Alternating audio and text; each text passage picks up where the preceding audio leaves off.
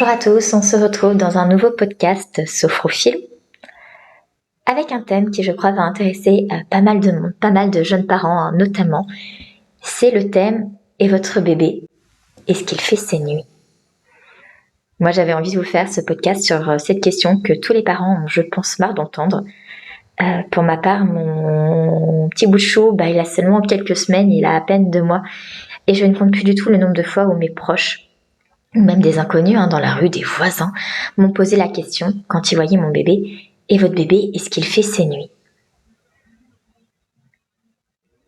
Et je pense que c'est la question que j'en ai marre d'entendre. Ce podcast, il est là pour extérioriser un peu cette frustration d'entendre toujours cette question. Et en fait, souvent, je prends peu le temps de répondre aux personnes qui me posent cette question. Moi, j'aimerais leur dire « Mais c'est quoi pour toi faire ces nuits ?» Souvent, j'ai eu de la question pour aller plus vite. Mais voilà, là, je crois que c'est le support idéal, ce podcast, pour vraiment faire le tour de cette question, pour aller un peu plus loin dans la réflexion, pour lancer cette piste de réflexion de comment répondre à ce genre de personnes et puis quoi penser finalement de cette question, parce que peut-être que c'est une question que vous avez entendue, peut-être que c'est une question que vous avez vous-même posée. Et ça, on verra qu'il n'y a que de la maladresse. Mais elle est un peu agaçante, cette question. Alors déjà, moi, j'ai envie de commencer par le commencement. Mais qu'est-ce que ça veut dire faire ses nuits ? Étymologiquement, en tout cas, c'est pas très français, cette question. Je ne sais même pas ce que ça veut dire. Alors, normalement, on fait s'élasser. On peut faire la cuisine. Mais faire ses nuits, en fait, c'est... Je ne sais pas ce que ça veut dire. Si je sortais d'une planète extraterrestre, j'ai absolument aucune idée de qu'est-ce que c'est que de réaliser une nuit.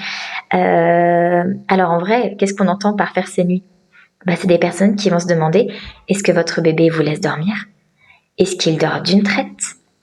Est-ce qu'il dort de 20h le soir à 8h du matin, sans avoir besoin de vous solliciter ? Est-ce qu'il vous laisse tranquille ? Et je crois que c'est un peu toutes ces questions finalement qui sont derrière cette idée de faire ses nuits. Et si on voit un petit peu la physiologie de comment fonctionne un bébé, un bébé de quelques semaines, un bébé de quelques mois, en fait, il a souvent besoin de s'alimenter et ça, c'est normal, que ce soit au sein ou au biberon. Toutes les 2, toutes les 4 heures, ça dépend vraiment des bébés parce que c'est chacun son rythme, votre bébé va demander à manger. Et une nuit, c'est quand même long.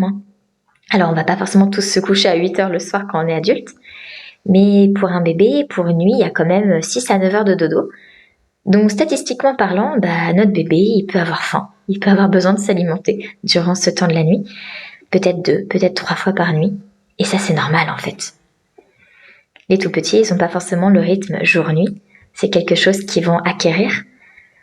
Nous, en tant qu'adultes, la nuit, on a appris que c'était le temps de dormir, de fermer les yeux. Ce n'était pas un temps d'alimentation. Mais voilà, il faut du temps pour que votre bébé il puisse apprendre justement cette distinction. Et moi, je n'aime pas trop parler de normes parce que pour moi, il n'y a pas forcément de normalité. Il n'y a pas vraiment de choses, de rythme normal pour un bébé. Mais quand même, statistiquement parlant, il y a quand même beaucoup plus d'enfants qui vont se réveiller la nuit durant les premières semaines pour manger, pour se rassurer, pour demander un câlin, que d'enfants qui vont complètement dormir comme ça d'emblée, 8 heures de sommeil. Là, moi, j'étais du coup sur l'alimentation, où c'est quand même ce que je vous dis, un petit peu rare qu'un bébé prenne son dernier biberon ou qu'il ait une dernière mise au sein à 8h le soir pour se réveiller à 8h du matin. Là, je précise qu'on parle quand même de bébés qui ont quelques semaines, qui ont quelques mois. Je ne parle pas forcément d'enfants qui ont plus d'1 an. Mais voilà, biologiquement, notre bébé, il a besoin de s'alimenter régulièrement à son rythme, d'être demandeur, parfois la nuit. Donc ça, c'est normal. Et moi, je trouve que quand on pose cette question de « est-ce que votre bébé fait ses nuits ?», ça signifie peut-être pour lui dans sa tête que voilà, votre enfant ne se réveille pas du tout, mais peut-être que ça sous-entend finalement que votre bébé, il s'alimente la nuit puis il se rendort directement. Donc en fait, peut-être qu'il faudrait commencer par poser cette question de qu'est-ce que c'est pour la personne qui pose cette question de faire ses nuits ? Qu'est-ce qu'il entend ? Est-ce que ça comprend ses temps d'alimentation ou est-ce que c'est vraiment dodo et puis point barre ? Et en fait, moi j'ai envie d'aller un tout petit peu plus loin dans la réflexion parce que je trouve que derrière cette question de faire ses nuits qu'on peut poser aux couples qui viennent d'avoir un bébé, Bien en fait, il y a une autre question sous-jacente. Une question qui est souvent associée à une notion de sagesse. De sagesse dans le sens, est-ce que votre bébé est sage? Est-ce que votre enfant est sage? Est-ce qu'il fait ses nuits? Vous vous rappelez, je vous ai dit, est-ce qu'il vous laisse tranquille finalement? Est-ce qu'il vous laisse dormir? Et ça, c'est peut-être quelque chose qui m'horripile encore plus que cette notion de faire ses nuits. Parce que c'est quoi en fait la sagesse? Je suis en boucle, moi, sur mes questions. Vous voyez que c'est un petit peu la même manière de réfléchir que pour faire ses nuits. Je crois que la plupart du temps, dans la bouche des personnes, cette histoire d'enfant sage, c'est est-ce que cet enfant est embêtant? Est-ce qu'il vous agace? Est-ce qu'il pleure pour rien? Est-ce que parfois vous avez envie de le jeter par la fenêtre tellement il vous énerve? Est-ce que votre bébé est tout à fait calme et docile? En fait, est-ce qu'il fait exactement ce que vous voulez? Et si je pousse la réflexion encore plus loin, est-ce que vous pouvez vous mener votre vie en tant qu'adulte comme vous l'entendez? Exactement comme votre vie se déroulait avant d'avoir un bébé. Grosso modo, tel que moi j'entends cette question d'un enfant sage, c'est est-ce que votre enfant il est chiant? Est-ce que vous êtes toujours en train de crier? Est-ce que vous êtes en train d'adapter considérablement votre vie pour vous en occuper? Et j'ai vraiment l'impression en fait que un enfant sage c'est un enfant qui est facile à vivre. Et qu'est-ce que c'est en fait un enfant facile à vivre?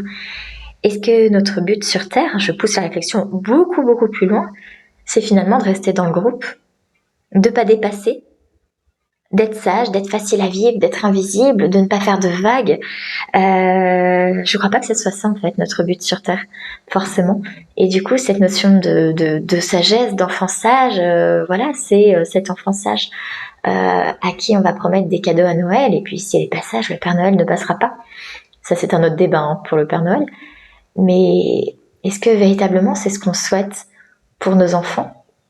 Est-ce que c'est véritablement ce qu'on souhaite pour nous en tant qu'adultes, d'être sages? Et cette question de l'enfant qui fait ses nuits ou qui est sage, si je regroupe les deux, moi je trouve qu'elle est d'une redoutable agressivité pour certains parents qui l'entendent.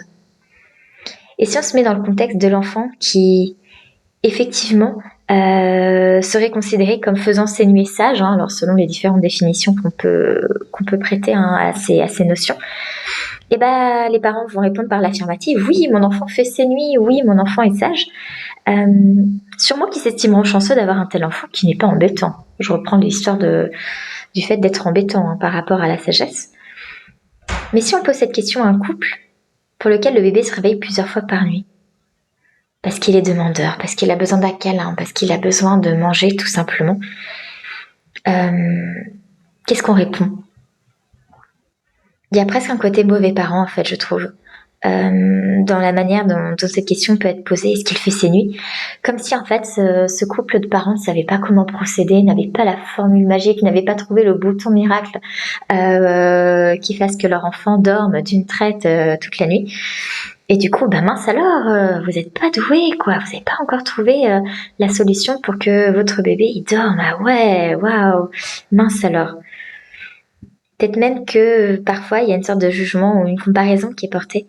Parce que moi, c'est des réflexions que j'entends énormément dans mon cabinet, avec les couples avec qui je travaille. Ils vont me dire, mais voilà, moi, on m'a encore dit que, mon enfant, il fait ses nuits à 2 semaines, il a fait ses nuits à 2 semaines, j'en ai marre d'entendre ça, parce que moi, mon enfant, il le fait toujours pas, et du coup, je compare, et je me dis que mon enfant est peut-être anormal, peut-être que moi, je me débrouille pas comme il faut, peut-être qu'il est en retard, etc. Et patati patata, en fait, la comparaison, elle va assez vite. Pour moi, chaque enfant est unique, le rythme, il peut pas être comparable, en fait, parce que ça dépend de plusieurs choses. Et peut-être qu'un enfant peut faire ses nuits très tôt, mais être en retard sur autre chose. Et peut-être qu'un enfant peut ne pas faire ses nuits, mais pour le coup, être beaucoup plus souriant, moins grincheux, ou que sais-je. En fait, il y a énormément de choses qui sont possibles. Mais voilà, je crois que c'est important de se poser un petit peu cette question. De se dire, en fait, pourquoi on les trouve dérangeantes, ces questions? Pourquoi c'est quelque chose en tant que parent qui peut être assez intrusif et puis qui peut être chiant, si j'ose le terme, qui est vraiment chiant à entendre, parce que votre bébé fait ses nuits, et encore une fois, que ce soit le cas ou non, mais de quoi les gens se mêlent. Alors moi, je vous l'ai dit en introduction, cette question elle m'horripile parce que j'ai l'impression en fait que on me la pose tout le temps, dès qu'on voit. Et qu'est-ce qu'on pourrait répondre? Alors moi, j'ai pas envie de faire un long monologue, hein. Là, ça fait déjà 10 minutes que je parle. Je vais peut-être pas faire ce long monologue à chaque fois qu'on me pose la question. Mais peut-être qu'on pourrait répondre avec humour, en fait, de manière assez rapide. On pourrait très bien dire à cette personne qui nous balance cette question, mais et toi, tu fais tes nuits? Ou on pourrait lui dire, hein, qu'est-ce que tu sous-entends par sage ou faire ses nuits? Et je pense d'ailleurs que si on demande à ces personnes-là d'expliciter leurs questions sur ce qu'ils sous-entendent par faire ses nuits ou être sage, bah, ça les fera beaucoup réfléchir sur les définitions qu'ils accordent à ces notions. Je trouve ça assez pédagogique en fait, pour qu'eux-mêmes puissent réfléchir au sens de leurs questions et qu'ils se disent en fait je sais même pas de quoi je parle parce que je pense que la plupart du temps ils savent pas forcément en fait qu'est-ce qu'ils entendent par faire ses nuits ou le fait d'être sage. D'ailleurs je me rends compte que ceux qui posent cette question souvent ils y connaissent pas forcément grand chose au bébé, ils en ont peut-être pas encore. C'est un peu la question bateau en fait qu'on pose à quelqu'un qui vient d'avoir un enfant. Quand il sait pas trop quoi vous dire, en fait, voilà, vous êtes là avec votre bébé et puis il sait pas trop quoi vous dire. Et puis, je trouve que c'est souvent de la pure maladresse. Il n'y a pas une notion de mal faire derrière, de faire mal. Je pense qu'il y a très très peu de personnes qui vont poser cette question dans l'intention de vous blesser et de vous dire ah oui d'accord il fait toujours pas ses nuits, oh là là pauvre de vous, fallait pas faire un enfant. Hein. Je reviendrai dans un prochain podcast sur cette histoire un petit peu de se plaindre parce qu'on a le droit de se plaindre en fait quand on a pris une décision, comme la décision d'avoir un enfant, mais c'est pas parce qu'on a pris cette décision-là et qu'on est content de l'avoir prise qu'on n'a pas le droit de se plaindre. Si vous vous rendez compte que vous, là, vous qui êtes en train de m'écouter, c'est une question qui vous arrive de poser au couple qui vient d'avoir un bébé, bah moi je vous conseille d'essayer de vous mettre à la place des parents. Demandez-vous quelle intention se cache derrière votre question. Peut-être qu'il y a des questions un peu plus intéressantes, peut-être un peu plus pertinentes à poser. Quelque chose du genre, bah, comment vous vous sentez dans ce nouveau rôle de parent? Est-ce qu'il y a des activités en particulier que vous souhaitez lui faire découvrir? Est-ce que vous avez besoin d'aide pour faire quelque chose avec lui, pour un moyen de garde, pour manger? Est-ce qu'il y a quelque chose qui vous ferait plaisir? J'ai très hâte de lire vos commentaires sur cette piste de réflexion que je vous ai lancée autour de cette question de faire ses nuits ou d'être sage. Je lirai avec plaisir vos commentaires si vous avez des choses à dire dessus, si vous aussi vous en avez marre d'entendre ce genre de choses, ou si vous vous rendez compte que vous-même vous posez régulièrement cette question. C'est tout pour aujourd'hui, pour ce podcast autour du fait de faire ses nuits et d'être sage et de toutes les intentions qu'on peut y trouver derrière. Et puis moi, je vous souhaite une belle journée. Je vous dis à bientôt.